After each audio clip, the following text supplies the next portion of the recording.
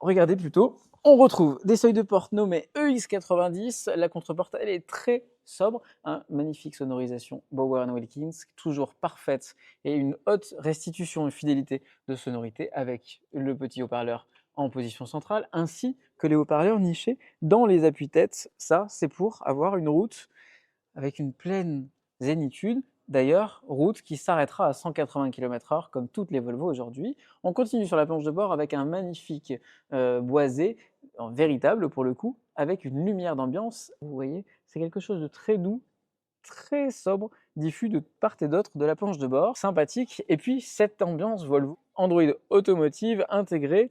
Et c'est intéressant, mais ce n'est peut-être pas la meilleure des parties du véhicule, pour la bonne et simple raison qu'on n'a pas encore de raccourci présent de partout. On a une colonne de direction électrique, on aurait pu retrouver un bouton même pour régler cette colonne. Là aussi, il faut aller dans les paramètres et dans les menus, c'est pas forcément des plus pratiques.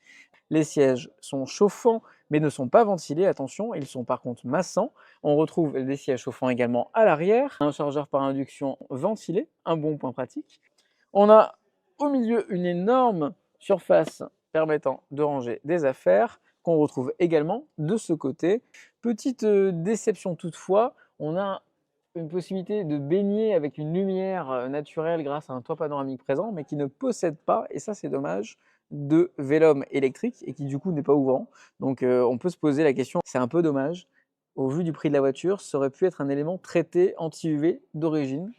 On retrouvera ici un écran permettant d'avoir 3 affichages, donc là la recharge puisque le véhicule est branché, permettant d'avoir l'affichage tête haute un peu plus loin. Et on a un volant qui est des plus classiques chez Volvo, hein. Là pour le coup l'appréhension est parfaite, on a un bon retour d'information en même temps. Au vu du tarif, je peux vous dire que ça paraît normal d'avoir de la qualité perçue dans ce véhicule. Je vous propose dans une prochaine vidéo de vous montrer l'habitabilité à l'arrière et celle du coffre. Mais avant, on va rester devant car il y a un frunk.